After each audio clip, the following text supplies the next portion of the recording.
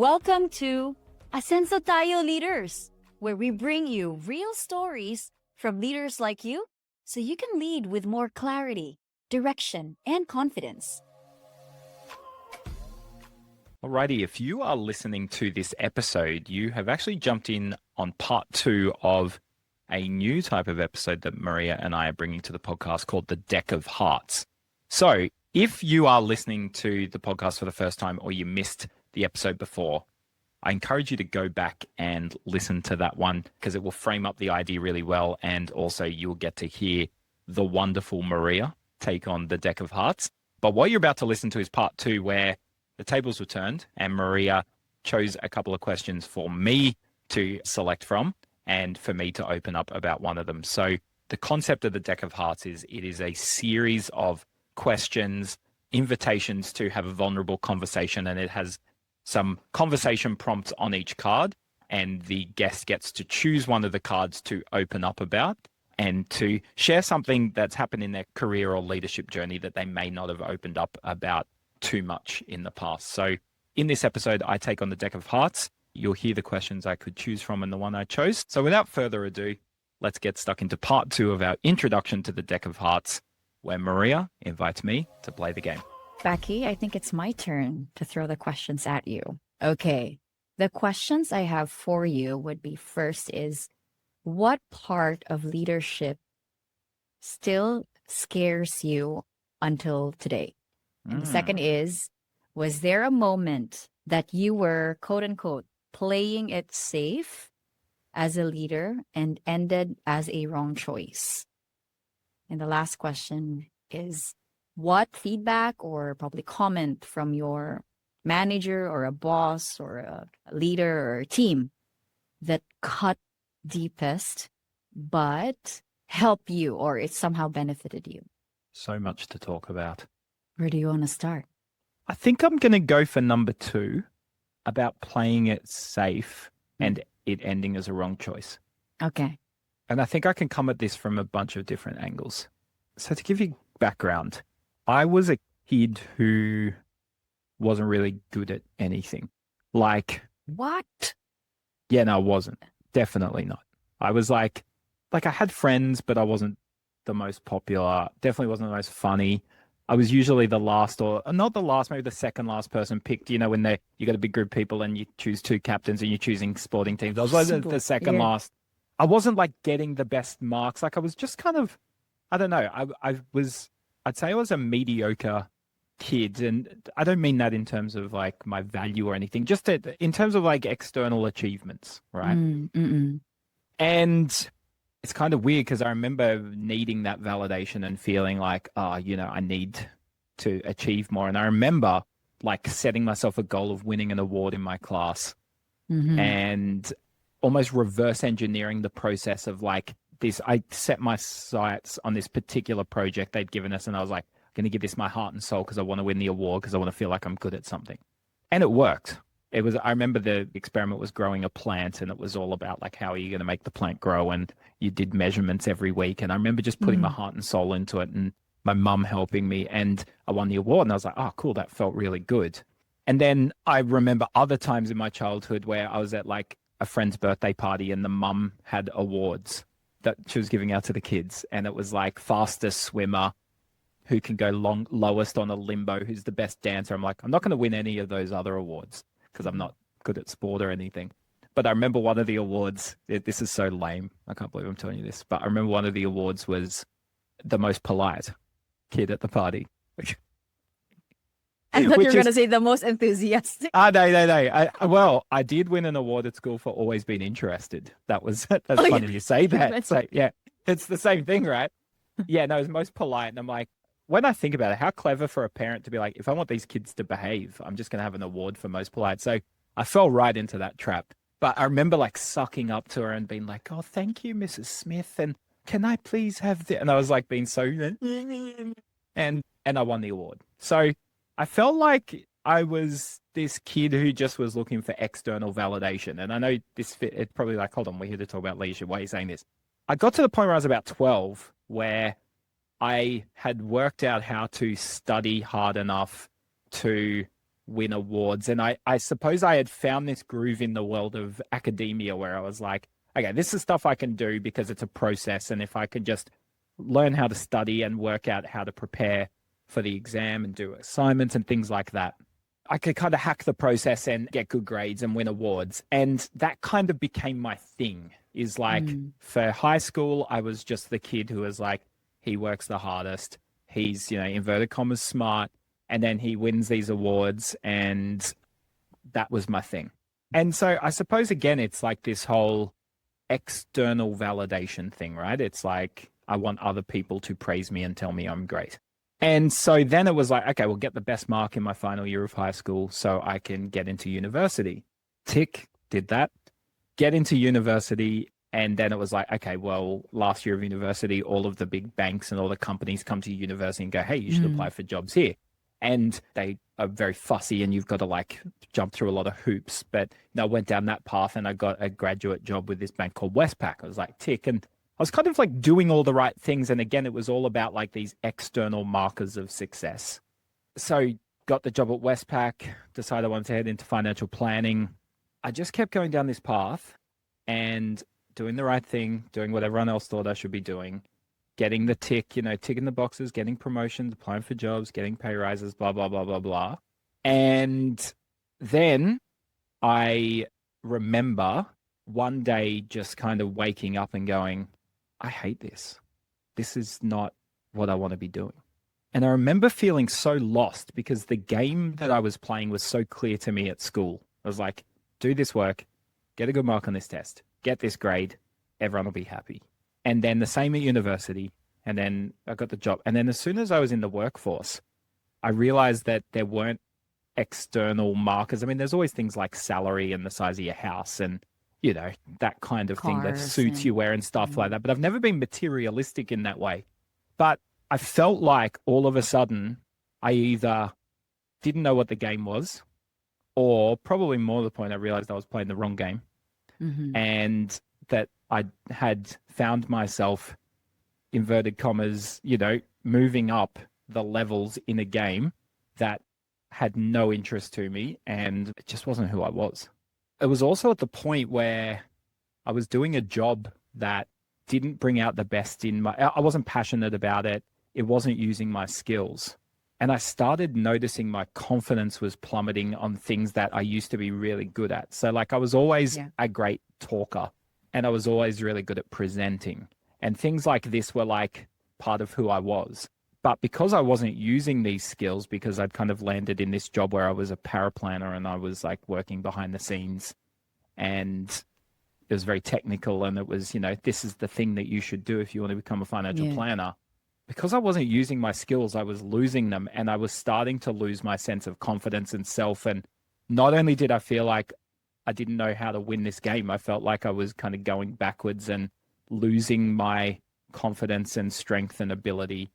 It felt so overwhelming. I was just at this job where I'm like, I don't like this. In the past, if I wanted to be more successful, I would just, work harder or I don't know, just like try harder or get a better mark on the exam. Or I was clear on what I had to do next in order to feel better about myself because all of a sudden I'd win some award or ace some test and then all of a sudden I felt good. But when you realize you're playing the wrong game, all of a sudden you go, well, working harder is not going to solve this. And to be honest, I just felt really, really lost. And when I started, it's that kind of downward spiral where when your skills and your strengths are disappearing and you're feeling lost at the same time, it's hard to find your way out of that. And so, I had this period and I now call it my quarter life crisis, but I was 25 and I was just in this position in life where I was like, I have no optimism for the future. I don't really know what I want to do. And I couldn't go to anyone else for the answers because I suppose that was how I got into this trap, was just letting everyone else tell me what my next step should be. And when you realize that that doesn't make you happy, then you go, okay, well, where do we go from here? And so, I got really, really stuck. You talking about that just made me realize that there's so much more stories probably that other people that we so look up to would be able to give us as well. And very, I don't know, it's inspiring as well to hear that from you, Becky. But I just want to ask back, and I'm curious to know that you mentioned a bit about, you were losing, you're feeling like you were losing the skills. Was it more about that, or was it more about, that led to that thinking that was the wrong decision? Was it about the routine? You're feeling that there's so much of a routine already, or was it because, people around you just doesn't feel right, sometimes when people do something that Mm, is different from your values, sometimes that also kind of like hits you and demotivates you. I'm just really interested to know, like, from your perspective and from all of the mm, achievements that you got, what kind of, like, was it like the tipping point of that led to mm. you thinking that it wasn't the right decision? I haven't ever thought of that before. I'd say the tipping point was when I was a kid, I would say that I maybe lived too much in the future in the sense that, my birthday's in March and my dad always laughs that we'd be sitting together on Christmas night and I'd be playing with my toys Mm-hmm. and I'd be saying, oh, I can't wait till my birthday. And my dad would be like, mate, we're still like, enjoying Christmas. Yeah, don't worry about your birthday. Like, enjoy now. But that's not like someone who doesn't appreciate what's happening now. I've just always had this like enthusiasm for the future. Mm.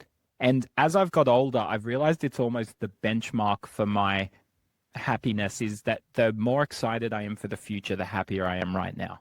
So, and maybe everyone's like that, but I just think that I've really become clear on this link between I can't wait for this in 6 months' time and my overall feelings of well-being now. And that's not just like, oh, I'm really excited about that holiday, Yeah. so I'm happy. It's like, like when I met Abby, I was like, I just was bursting with enthusiasm for all the things we were going to do in life and the adventures we'd have. And just like even now, when I think to like what our future looks like, it makes me excited. And that gives me a contentness now in our Mm. relationship. And it's the same with friendships where I had a friend visit from Chile last week and we've talked about, he has kids and, we want to start a family. And it's like, you know what? Like one day we should send our kids to each other's countries for 3 months to experience cold. And, Experience, so yeah. it's, again, Mm. it's like the joy of our friendship now is related to our enthusiasm for the future of that friendship. So I'm mentioning this because I think it was the first time in my entire life that I had this feeling of I'm not excited for the future. And I didn't know what that felt like. And just that when I woke up and it maybe wasn't as dramatic as I woke up one day and felt like this, but Mm-mm. it was Yeah. definitely this realization where I was like, I'm not excited about the future of this. And I don't know how to find that future that I'm excited by. That was the realization. It was like, I've never felt like this before. And because I hadn't Mm. been in that situation before, I didn't know how to get myself out of it. It was, Yeah. I had no example to fall back on. A lot of people probably, if who would relate to your story, Becky, would probably struggle to muster the courage to get out of that, as you mentioned, the trap. So how did you do it? How did you kind of like made a conscious decision that okay, this is how I'm gonna get out of it. This is my first Mm. step. So I got lucky, right? So you talk about things to be excited by.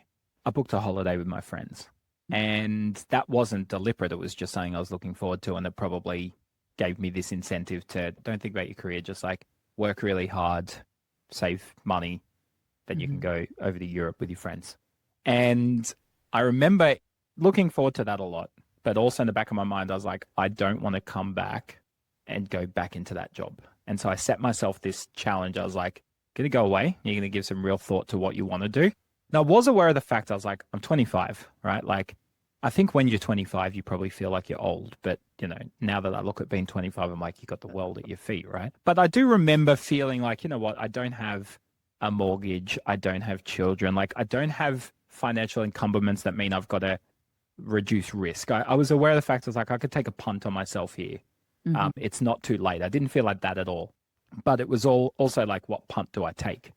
I remember though, like having this thing where it was like, right, well, while you're away, I want you to give this some thought and come back with a clear view of what you want to do. And you don't have to do it straight away, but at least have something that you're working towards that represents a career change because what you're doing Mm-hmm. now is not it. And I went away for 4 weeks, and out of that 4 weeks, it was uncomfortable to be thinking about this stuff. It was kind of painful. And so I just avoided it. Mm-hmm. And I had the time of my life with my friends. and was in this little bubble and, away from work. And it was only when we were getting on a train going to the airport to fly back that all of a sudden the dread started to sink in. I don't know if you had this phrase in the Philippines, but in Australia, we talk about if you hate your job, they call them the Sunday scaries. And that's like every Sunday night your chest tightens up and you start feeling unwell. And it's just like, oh, I don't want to have to go in tomorrow. I had like a bigger version of that because it was like, I probably hadn't slept or eaten very well for 4 weeks either. I was, having too much fun. And so I was on the way to the airport and I had this dread of not, I've got to go to work in a couple of days' time, but like I haven't changed anything and I haven't figured anything out. I felt kind of disappointed in myself actually, because I was like, you really have done yourself a huge disservice here by not giving this any thought. But I got lucky. And I got lucky because I was at the airport and we were actually running a little bit late for our flight. And I just remember kind of jogging to the gate. I just looked at this newsagent and I saw this book that, sometimes at the airport, they got the books out the front. Yeah. They're sitting up and they're trying to get your attention. And it just said, screw work, let's play. And it just grabbed my attention in this way. I was like, whoa, hold on. And I should have kept running to the gate because we were running a bit late. But I was like, it felt cosmic in some way where I was like, this is happening for a reason. And I just decided, don't overthink it. Just go buy this book and keep running. So I went in and I jumped in the line and I was flicking through the book in the line. Mm-hmm. This sounds like a movie moment, really, but like I was flicking through the chapters in the book and I remember my hands started to shake because I was so excited about what I was about to read because I could just see that this book had like entered my life at the exact right time. And I read the book on the flight back. Mm-hmm. And I had such a clear plan for what I was doing next after that. And it wasn't like I'd worked out what my next career was, but I'd worked out what the steps were and I had a process and I had a game that I could start to play that felt really fun that I didn't know where it was going to end up, but I just knew that it was a hell of a lot more exciting than what I was going to be walking back into in my job. Would you be open to share what that book was? Oh, absolutely. Oh, yeah. Okay. Yeah, for sure. I'd love to check it out. Yeah. I think sometimes books arrive at the right time and I was just ready for that book, right? I've recommended it to a lot of people since, and I don't think anyone I know has had the same kind of profound experience that I had from it. So maybe it is just, the right book at the right time for the right person. But the whole concept of the book is that when we are kids, we play and we just play and it's almost a form of self-expression, but we don't overthink what we're doing. We don't go, well, hold on, if I'm in this sand playing with this truck, am I going to go into construction? Because if I'm going in construction, this is probably a good step as a kid. But if not, is this just a waste of time? Like you don't think about that as a kid. You go, this feels good now. And there's something about this that makes me happy. And it's a beautiful, creative, self-expressive energy that we have as kids. And as the world gets serious and we go into conventional education and we go into the workforce and become paraplanners and things like what I did, we just become way less experiential and we become way too like rational and logical and we lose sight of what those things are that kind of make us come alive as kids because that kid's still inside all of us but we lose the relationship with that kid. And so the idea of the book is to get really clear on what those things are that make you come alive and then take this reconciliation and go, okay, well, for the first time in a long time I've actually connected with who I am and what makes me me and what makes me feel passionate and gives me killig, right? And simultaneously, I've got some skills and I've got some things that I can do that help people. At the third level, I have an opportunity in my life now where I'm able to bring that passion and those skills together in a way that it makes this corner of the world better. And so the whole book was really about starting at the place of play. I remember one of the exercises in the book was called the naughty child exercise. Okay. And it was for a whole day, you're going to block out your diary and free up all commitments to your partner, family, friends, work, anyone. And you're just going to have a day. And your goal on this day is to just do exactly what you want, whether it be eating ice cream for breakfast, turning your music up as loud as you can, whatever just feels right to you, do it for a whole day. And they call that part of your defrosting. It's like to remember that these things are available to you and there are no rules and you can just break all these rules if you want to. And so there's just like a lot of things like that it just encouraged you to do. simultaneously there was like a personality test to get you clear on like Yeah. your strengths when it came to your personality. But really, it ended up at this point where it was like you have this, it's called an ideas filter. And it was just a list of almost criteria where you go, I'm not going to say yes to anything unless it ticks many of these boxes, because I know these boxes are where my passion lies and Yeah. what gets me Yeah. excited. And so that's where the book got me, was to a point where it was like, cool, well, you've got that list now. You now need to choose a project that you are going to put out in the world that embodies what you're good at, but also what you love doing. And it kind of just like, it isn't just a private experience now, it's going to become a public experience. And so through my ideas filter, I came up with things that I loved, like adventure. Like I loved doing things where I didn't know how they were going to finish up. And I've always loved that. I love being around people. Like some people get a lot of joy from being solo, and I do to some extent being an only child, but at that time particularly, like the shared energy of being part of a crew and a group was like really important to me. Making people laugh, that was another one. I never wanted to take life too seriously, and it was like, don't be afraid to step away from humor. Another weird thing that I had on that list is like, I've never been interested in like the most popular places. I always like the fringe places, the little hidden gems. And I think I'm like that with people and books, and you know what I mean? There's like this weird clarity that this process is giving you, but you're looking at this list, you're like, yeah, this is a weird list, but I absolutely adore everything on this list. Like, yeah, I actually am getting really clear on who I am. And without going too much into the details, it led me to a point where the project I launched was me getting together with a group of friends, and we would go out and make these little documentaries at these weird, obscure, wonderful festivals across Sydney. So that was the original, the prequel of that story then. Yes. You And mentioned about the video stuff back then. Okay. yeah, so that was Ah. it. So we just went out, and the weird thing was my friends didn't know that I was reading this book or that this was part of some career adjustment plan. They just thought we're out having fun. I just went to them one day and I said, hey, I got this idea. Why don't we like, I've got a If camera. they're Why don't listening right now, is this the first time they get to hear it? I reckon it would be. Yeah, they probably wouldn't know wow. this. Yeah, actually, they wow. definitely wouldn't know this.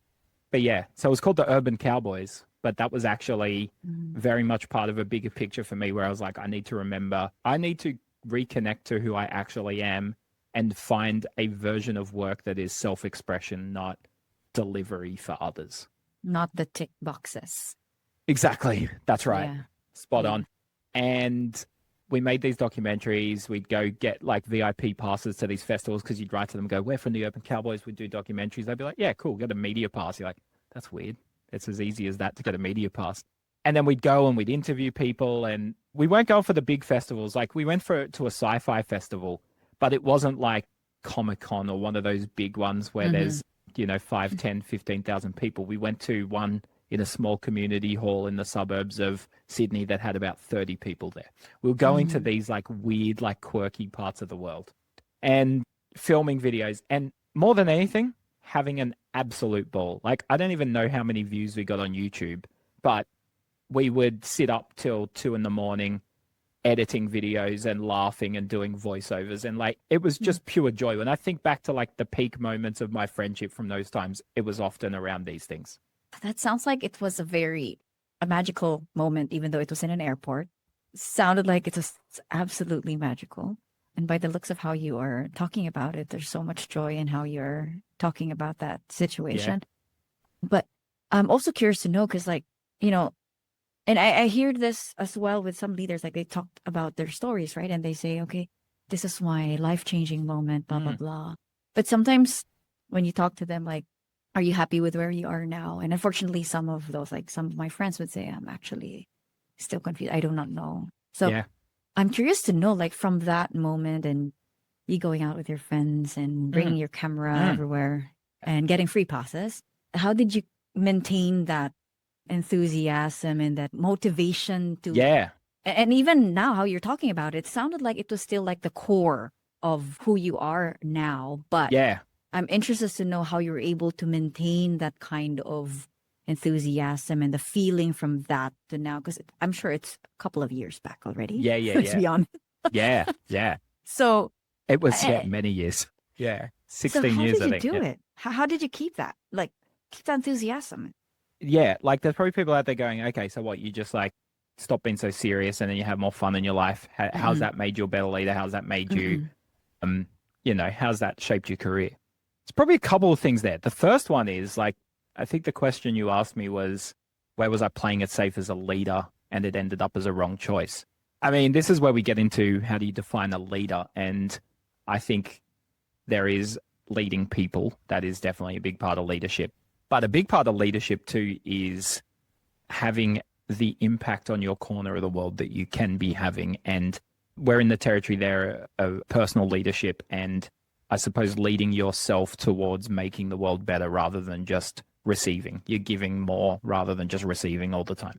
And that was where I wasn't a leader. It was, I don't know, I was almost playing this game where I was told that if I just kept following all of these weird rules that I'd made up for myself, that I would be successful. But I actually wasn't having anywhere near the impact on the world that I could be having. And so I think by almost delegating responsibility for decision making to the exam I was about to do, the project I had to submit, the subject I was doing at uni, the grad program I was on at Westpac, it took me out of it. And I was like, well, it's not up to me. I'm just doing what they're telling me to do. And so that's not leadership, is that, well, it's not my job. Like leadership is actually putting your hand up and going, if something's not right, I've got to sort it out.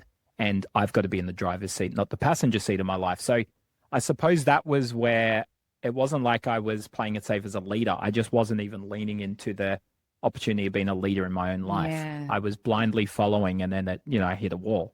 What was interesting though is that in my ideas filter, and I can't remember the words I used around it, but another weird thing that I had always been really passionate about, connected to, I don't know what you call it, is the perception of things from others. So that's a weird thing to say, but like an example would be, I remember as a kid, I'd go to the movies with a friend and I'd constantly be like, is my friend enjoying this? Like, are they liking it? And I was always like tuned into how others were experiencing things.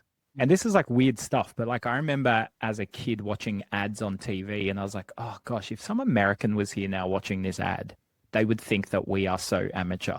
Like this ad is really low quality. And I remember like thinking, if I was coming from another country, how would I be receiving this moment? So for some weird reason, I would always be good at stepping into the shoes of someone else and seeing the experience through their eyes. And so where this is leading me is through this Urban Cowboys experience, all of a sudden I had all these skills on like building websites and editing videos and social media and all this stuff, which back in 2009 was like cutting edge, revolutionary. Like, it's like Facebook, I think, was only maybe 3 years old at that time. Simultaneously, I was looking at the business I was working at through the lens of a visitor, an outsider, someone else. And I was cringing. I was like, I can't believe we're letting clients see that website.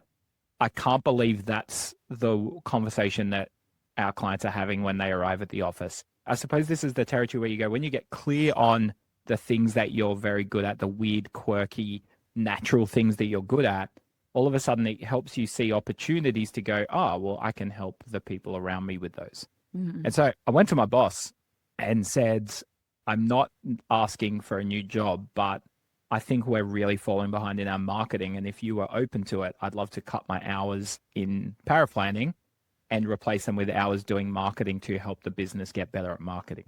And I'll never be able to thank them enough, but the company, they either already had it on their horizon and I turned up at the right time. They're like, oh, great. Yeah, we've been thinking about that for a while. Or they just went, you know what, we want to help this guy and support him out. But whatever it is, they said yes. And so I pretty much started doing this dual role where half the time I was paraplanning and then half the time I was doing the marketing stuff.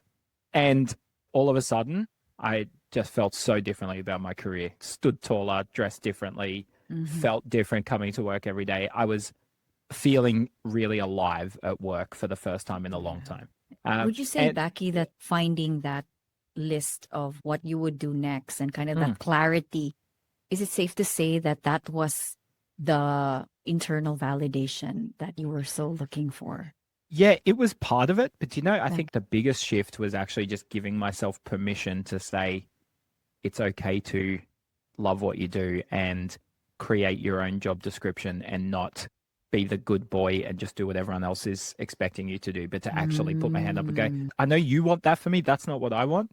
This is more important to me. This is what I want. That was actually the biggest shift was that permission to go, I can work in a way that is pleasurable and fun and makes me feel good, because it actually just so happens that when I do that, it has more of an impact. I definitely had way more impact on the business in that role than I did as a paraplanner. So it's like such a lovely win-win. It's like I'm much happier and the business, it benefits a lot more. It was like such a win-win. And I think that win-win has stood at the center of my career ever since, that I've constantly seen that balance between what makes me come alive and what the people around me need, and finding that sweet spot has almost 100% of the time led to really, really, really good things for both of us. And the second that I let it drift too far one way or the other, that's when things go wrong.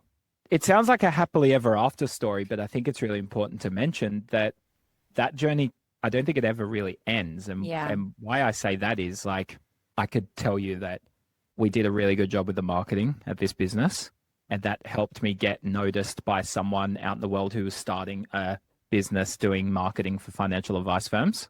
And I started helping him for free. And then all of a sudden he's like, you know what, I want to launch this event. Why don't you come up to Brisbane for 3 months and help get this event off the ground for me, or with me, I should say. And so I did. So I subletted my apartment. I jumped in my car and drove to Queensland. The event was a huge success. We created a business off the back of it. I moved my life to Brisbane. I met Abby. We've now got married. I worked at that business for a while. I then felt excited and confident enough to go, you know what, I'm actually going to go do this for myself. And I launched Human to Human. And so it could easily sound like that is the happily ever after, right? Yeah. But I hit a point at Human to Human a couple of years ago, which I don't think it's become that clear to me until this conversation with you, is that I was, late 30s, running a business that had just kept growing, was something I was really proud of. I also loved all my clients, was doing stuff that was really helping them. But all of a sudden, my passion started to change for it again. And, so I suppose it was different because I wasn't so wildly off track. But I suppose it's like, I think anything that's important in life, there's no such thing as a set and forget. And I definitely got to a point 2 or 3 years ago where I had stopped putting my passion into the center of what I was doing, and everything I was doing. I mean, doing is an interesting word. I felt like I'd become a human doing rather than a human being. And I had drifted away from my enthusiasm and excitement for what I was doing. And that didn't end well for me. I ended up at a place where I was really low at work. I felt kind of stuck again, but more to the point, I knew that things had to change again. Thankfully, I'd been through this experience before, so I knew what the steps were for me to kind of get back into the driver's seat. But I suppose my point is that I probably let it get too late where I just was in the path. I found myself going from the driver's to the passenger seat again, and it didn't work. It didn't end well. And I've had to, I took 6 months off last year to find my way back into the driver's seat. Yeah. And so I suppose the lesson there is that a lot of these changes we make in our careers and these things that are important, there's a saying, there's plenty of room at the top, but no room to sit down. Is like, there's no such thing as like you do the work and live happily ever after. You always have to work at this stuff. Yeah. And if you don't, it's probably going to create some sort of readjustment in the future where it's going to be a lot more painful than just doing the little things intentionally over time. So, if I had my time again, I probably would have done more regular reflection on where things were, how I felt, how it was going. I was doing that for all my clients, but I wasn't doing that for myself. And I think it was far too late by the time I realized, oh my gosh, I've stopped feeling as positive and excited about this as I used to. And I had to go through a 6-month period of readjusting and getting exciting and reconnecting with what I wanted to do again. So it's a lesson I keep learning, Maria. It's not something where you learn the lesson and live happily ever after. Yeah. Oh, well, 100%. And that's why we have this, because we want to have this community where we can talk about it. It doesn't have to be perfect. Never be. And it will be that continuous beast that we will keep encountering from time to time. But thank you for sharing. It's truly inspiring, Becky. The more I get to know your story, the more, probably I'd say, the more courage I have that There are things like that that I would probably never realize. Like, and when you mention about, I think probably you might have looked into the lens of the others Mm, more than you have checked yourself. And sometimes as mm, leaders, we forget that. mm-hmm. We Yep. tend to just, okay, I want to do right by the business. I want to achieve all these things. I want to get Mm-hmm. things right and get things done. But then we forget how important it is to also revisit and renew, as you've mentioned. Yep. Yeah. And yeah, so I suppose like if someone was to come to me and say that they were really feeling, I don't know, that they were lacking enthusiasm and Mm, motivation for what they were doing, I think that process of getting really clear on what you feel you're great at and what you love doing can sometimes feel self-indulgent, and it can feel like you're making it about you than everyone else. But I've actually found that you can go into that world and then bring all of that goodness into the people around you and into the actually people. make things better for Yeah. them. So Yeah. I would say if anyone's stuck at the moment, almost the most selfless thing that you can do if you actually want to help the people around you the most is to give yourself a voice at that table and go, what do I actually want? Because most of the time, if you're operating from a place of love and enthusiasm and passion, it creates a lot more for the people around you than you'll ever realize. So much to think about, Becky, from everything that you've said, but really good stuff to think about. Yeah. And I also think that a lot of this stuff doesn't happen. I think I had this optimistic view when I was a kid that, or, when I was in my 20s, that I could just sit and go on this holiday and have the idea. But I think most of the best Mm, things you learn and understand and the clarity you get is from being out there doing things. So I think if nothing changes, nothing changes. And I think if people are waiting for the perfect plan, it's not going to arrive. And for you to find yourself in a different situation, you need to put yourself in different situations and try things and leave your comfort zone. And all of a sudden, those yeah. next steps will start to present themselves. But there's a guy called Carl Richards who's a bit of a financial advice guru, and he talks about financial planning. And he's like, we come up with this perfect financial plan for like 5 years. And he's like, and then a week later, something changes and the whole plan is now redundant because the assumptions we Yeah. made in the original plan Yeah. don't make sense. He says the best idea is to just really plan around like knowing where you're heading, but then just getting clear on the next step. And he Mm, gives the analogy of if you're on a bushwalk and you want to get to the top of the mountain, that's great. But you don't actually know the perfect path. But if you're standing there going, what's the perfect path? You're not going to find it. He's like, but if you just walk 5 steps forward, well, that tree that was blocking your view is now behind you and you actually have a clearer perspective. yeah. And then you can go, oh, okay, now I know where my next part's got to be. But you're not going to get that if you're standing still.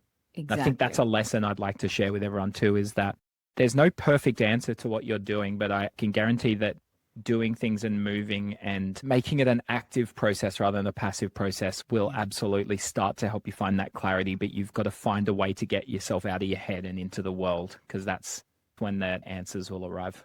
So amazing. Thank you, Becky. We should invite some other people to play the game. Oh, yeah. Oh, that would be so amazing. Love it. Thank you for being so open. Thank you as well, Becky. Appreciate that. Speak soon.